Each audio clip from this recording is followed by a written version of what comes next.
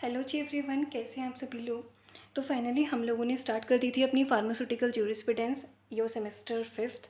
इसमें हमने unit number 1 start करी थी और आपका हमने एक लेक्चर कंप्लीट कर लिया है इसमें, जिसमें हमने पढ़े थे कुछ objective definitions, legal definition and schedules and act and rules के बारे में स्टडी करी थी। आज इस वाली वीडियो में हम लोग जो बात करेंगे that is import of drug. Import of drug, classes of drug and cosmetic prohibited for import. मतलब ऐसी कौन कौन सी हमारी ड्रग और ऐसी कौन कौन सी हमारी कॉस्मेटिक है जिनका जो इम्पोर्ट है वो प्रोहिबिशन है, मतलब जिनके ऊपर रोक लगी हुई है। साथ में इम्पोर्ट अंडर लाइसेंस, मतलब ऐसी कौन सी वाली ड्रग्स हैं या कॉस्मेटिक हैं जिनको आप इम्पोर्ट कर सकते हो केवल लाइसेंस के साथ। और उसके बाद ऑफेंसेस एंड पेनल्टीज़ के बारे में, मतलब इम्पोर्ट ऑफ ड्रग को आज हम कंप्लीट करेंगे। तो स्टार्ट करते हैं। जैसे कि हमारा टॉपिक है इंपोर्ट ऑफ ड्रग, तो इससे पहले हम लोग ये समझते हैं कि एक्चुअल में इंपोर्ट ऑफ ड्रग होता क्या है, इंपोर्ट का मतलब क्या होता है। तो इंपोर्ट ऑफ ड्रग का मतलब होता है bringing any drug and the cosmetic into India from foreign. अगर आप किसी दूसरे कंट्री से, फॉरेन से अगर कोई भी मेडिसिन या कॉस्मेटिक अपने देश में मतलब इंडिया में मंगाते हो तो उसको बोला जाता है इम्पोर्ट, है ना, इम्पोर्ट ऑफ ड्रग। तो इम्पोर्ट ऑफ ड्रग का मतलब समझ में आया। इम्पोर्ट ऑफ ड्रग का मतलब होता है कि अगर आप कोई भी कॉस्मेटिक या ड्रग को इंडिया में मंगाते हो फॉरेन कंट्री से तो उसको बोलेंगे हम लोग इम्पोर्ट ऑफ ड्रग। जो इम्पोर्ट ऑफ ड्रग किया जाता है, जो ड्रग और कॉस्मेटिक का जो इम्पोर्ट होता है वो रेगुलेटेड किया जाता है ड्रग एंड कॉस्मेटिक एक्ट 1940। इससे पहले मैंने आपको पढ़ाया था ड्रग एंड कॉस्मेटिक एक्ट 1940। तो उस एक्ट के तहत ही जो है आपका इम्पोर्ट किया जाता है ड्रग का, ठीक है। तो ये इम्पोर्ट ऑफ ड्रग है। हम इन वाली क्लासेस के बारे में बात करते हैं, उन वाली ड्रग और कॉस्मेटिक की बात करते हैं जिनका जो इम्पोर्ट है वो प्रोहिबिटेड है। दैट मीन्स आप उनको किसी फॉरेन कंट्री से इंडिया में नहीं मंगा सकते। ऐसी कौन कौन सी ड्रग और कॉस्मेटिक हैं, ठीक है। तो सबसे पहले इसके अंदर जो क्लास आती है, एनी ड्रग और cosmetic which are not of the standard quality. मतलब अगर कोई भी ऐसी ड्रग है या ऐसे कोई भी कॉस्मेटिक है जिसकी जो क्वालिटी है वो स्टैंडर्ड नहीं है, सब स्टैंडर्ड क्वालिटी की है, तो आप उसको इम्पोर्ट नहीं करा सकते। सेकेंड आता है any drug and cosmetic which are misbranded, spurious and adulter drug. इससे पहले वाली वीडियो में मैंने आपको इन तीनों का मतलब काफ़ी अच्छे से समझाया था। तो ऐसी कोई भी ड्रग या कॉस्मेटिक है जो कि मिस ब्रांड है, स्पूरियस है, तो आप उनको भी क्या मतलब इम्पोर्ट नहीं करा सकते। एक बार मैं थोड़ा सा पीछे जाके आपको बता देती हूँ कि देखो मिस ब्रांडेड ड्रग क्या होती है। मिस ब्रांडेड ड्रग आपकी ऐसी वाली ड्रग होती हैं जो कि बहुत ज़्यादा, ऐसी कोई भी ड्रग जो बहुत ज़्यादा कलर्ड की हुई है, कोट किया गया है या फिर बहुत ज़्यादा उसके ऊपर पॉलिश की गई है, जिसकी वजह से क्या है, उसकी जो थेराप्यूटिक वैल्यू है वो ज़्यादा हमें दिख रही है इन एक्चुअल में। मतलब एक्चुअल में तो इतनी थेराप्यूटिक वैल्यू है नहीं, लेकिन हमें ज़्यादा अपीयर हो रही है, ठीक है। अगर ऐसी कोई भी ड्रग जिसकी जो लेवल है वो प्रिस्क्राइब्ड मैनर में नहीं है, वो आपकी मिस ब्रांडेड ड्रग होती हैं। या फिर आपकी कोई भी ऐसी ड्रग है जिसके कंटेनर या फिर लेबल के ऊपर ऐसा कोई भी स्टेटमेंट लिखा हुआ है जो कि फॉल्स है। सपोज दैट आपको कोई मतलब ड्रग है और उसके लेबल के ऊपर लिखा हुआ है कि ये आपके डायबिटीज़ को ट्रीट करने के लिए यूज़ की जाती है, लेकिन ऐसी उसमें कोई भी थेरेपेटिक वैल्यू है ही नहीं कि वो डायबिटीज़ को ट्रीट करे, तो वो किसके अंदर आती हैं, आपके मिस ब्रांड ड्रग के अंदर आती हैं। बात करें एडल्टर ड्रग कौन सी हैं, ठीक है। तो मिस ब्रांडेड ड्रग समझ में आए। अब हम बात करते हैं एडल्टर ड्रग कौन सी होती हैं। एडल्टर का मतलब होता है जी आपका कुछ ना कुछ मिलावट कर देना किसी चीज़ में। तो इट कंटेन डिकम्पोज और इम्प्योर सब्सटेंस। अगर आपके ड्रग के अंदर कोई भी इम्प्योर या फिर डिकम्पोज सब्सटेंस प्रेजेंट है तो वो आपके एडल्टर ड्रग के अंदर आती हैं। उसमें कोई हार्मफुल या टॉक्सिक सब्सटेंस प्रेजेंट है या फिर उसको पैक्ड किया गया या फिर बनाया गया है किसी भी कंटामिनेटेड कंडीशन के अंदर, तो वो सारी किसके अंदर आती हैं, आपकी एडल्टर ड्रग। और स्पूरियस ड्रग क्या होती हैं आपकी, स्पूरियस ड्रग बेसिकली आपकी ऐसी वाली ड्रग्स होती हैं जो कि नकली होती हैं लेकिन वो ओरिजिनल की तरह दिखाई देती हैं। मतलब कि ऐसी आपकी कोई भी ड्रग जिसका जो नेम है वो किसी ब्रांडेड ड्रग के साथ सिमिलर है, तो ऐसी वाली ड्रग्स क्या होती हैं, आपकी स्पूरियस ड्रग के अंदर आती हैं। तो अगर हमारी ऐसी कोई भी ड्रग है मिस ब्रांड, स्पूरियस या फिर एडल्टर ड्रग है तो आप उसको इम्पोर्ट नहीं करा सकते। उसके बाद थर्ड क्लास के अंदर आती है एनी ड्रग और cosmetic which require import licence but import without licence. मतलब ऐसी कोई भी ड्रग और कॉस्मेटिक है जो केवल लाइसेंस के अंडर ही, मतलब जिसको इंपोर्ट कराने के लिए हमें लाइसेंस की रिक्वायरमेंट होती है, आप बिना लाइसेंस के उनको इंपोर्ट नहीं करा सकते। मतलब दूसरे कंट्री से इंडिया में उसको नहीं ला सकते हो, आपने क्या चाहिए उसके लिए, लाइसेंस चाहिए। उसके बाद फोर्थ आती है एनी ड्रग और cosmetic which import is prohibited by rule. मतलब गवर्नमेंट की तरफ से या बाय रूल जिन ड्रग और कॉस्मेटिक का जो इम्पोर्ट होता है वो प्रोहिबिटेड होता है। प्रोहिबिटेड मतलब कि आप उसको नहीं कर सकते, उसके ऊपर रोक लगी हुई है, ठीक है। तो ऐसी कोई भी दवाइयाँ जिनके ऊपर रोक लगी हुई है गवर्नमेंट की तरफ से, आप उनका इम्पोर्ट नहीं करा सकते हो। Drug that are not label in the prescribed manner, ऐसी कोई भी ड्रग जिसका जो लेबल है वो प्रिस्क्राइब्ड मैनर में, मतलब तमीज़ से नहीं है बिल्कुल, उसके ऊपर जो भी इंग्रेडिएंट हैं वो सेफली नहीं लिखे हुए हैं, तो ऐसी वाली ड्रग को आप इम्पोर्ट नहीं करा सकते। नेक्स्ट है एनी ड्रग और cosmetic which contain unsafe and the harmful substance, ऐसी कोई भी कॉस्मेटिक या फिर ड्रग जिसके अंदर अनसेफ और harmful substance, toxic substance present है, उन वाली ड्रग को भी आप इम्पोर्ट नहीं करा सकते हो। ऐसी कोई भी ड्रग जो कि ये क्लेम करती है कि भाई हम ट्रीट कर सकते हैं डिजीज़ जो कि स्पेसिफाई है शेड्यूल जे के अंदर। अब इससे पहले मैंने आपको बहुत सारे शेड्यूल्स के बारे में बताया था, जिसमें आपका एक शेड्यूल था जे। अब शेड्यूल जे के अंदर हमारी ऐसी वाली डिजीज़ लिखी हुई हैं जिनको क्योर नहीं किया जा सकता, है ना। जैसे कि हमारा कैंसर है, तो कैंसर को आप क्या एकदम ट्रीट कर सकते हो, लेकिन उसको काफ़ी तो लंबी प्रोसेस चलता है और उसके बाद भी हमें पता नहीं होता कि वो कम्प्लीटली क्योर हो जाए, क्योंकि उसके बाद भी बहुत कुछ ना कुछ सिम्टम्स या फिर उसमें आते रहते हैं। तो ऐसी वाली डिजीज़ जो कि शेड्यूल जे के अंदर लिखी हुई हैं, और अगर कोई भी ड्रग ये क्लेम करती है कि भाई हम शेड्यूल जे के अंदर लिखी हुई डिजीज़ को ट्रीट कर सकते हैं, तो ऐसी वाली ड्रग को भी आप क्या है इम्पोर्ट नहीं करा सकते।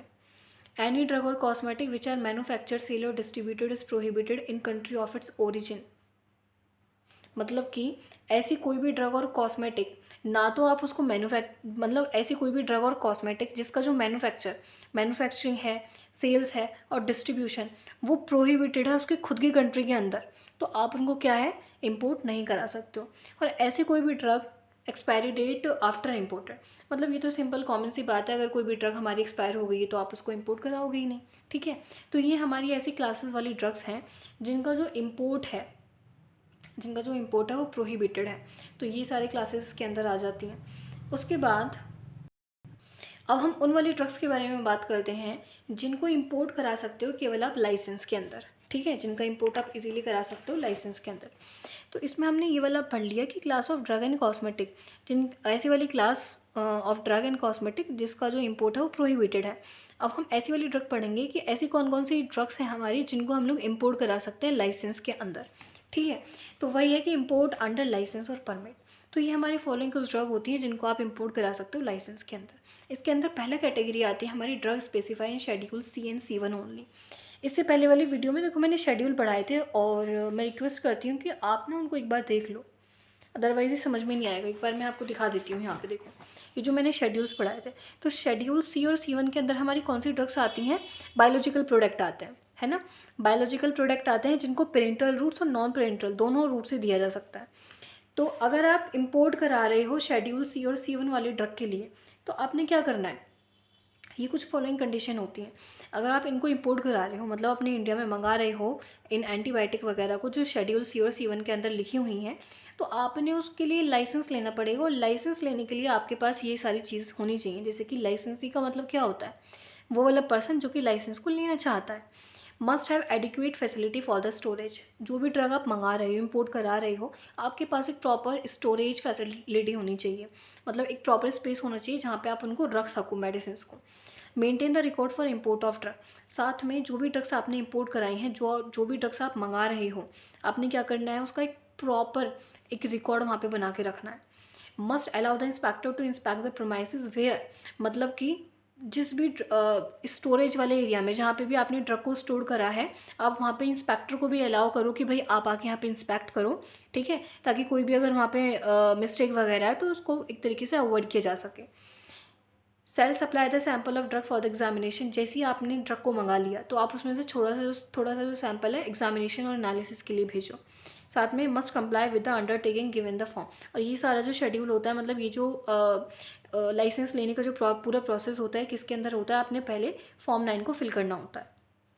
उसके बाद drug specify in schedule x, ऐसी वाली ड्रग्स जो कि हमारे शेड्यूल एक्स के अंदर लिखी हुई हैं, अगर आप उनको इंपोर्ट कराना चाहते हो, ठीक है, तो आपने क्या करना है, कौन कौन सी कंडीशंस फॉलो करनी है। सबसे पहले तो ये देखो जो शेड्यूल एक्स है उसके अंदर बेसिकली कौन सी वाली ड्रग्स आती हैं, ऐसी ड्रग्स आती हैं जो हैबिट फॉर्मिंग होती हैं, मतलब जिनको लेने से आपको हैबिट भी लग सकती है, तो वो सारी जो ड्रग्स होती हैं वो आपके शेड्यूल एक्स के अंदर आती हैं।